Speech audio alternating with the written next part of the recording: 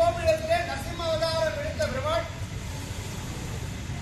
அதற்கு முன்னாலே அங்க இருக்கின்ற 9 தூண்களில் தன்னுடைய அவதாரத்தை எடுத்து காத்துருக்கான். இரணியன் அங்கு இருக்கின்ற எந்த தூணை உடைக்கணும் என்று சந்தேகப்பட்டு எல்லா தூண்களிலே தன்னுடைய அவதாரத்தை எடுத்து காத்திருந்தான் பெருமாள். அத்தகைய தருணத்திலே ஒரு தூணை உடைத்த இரணியனை அழித்து வதம் பண்ணி பிரகலாதனுக்கு அனுகிரகம் பண்ணி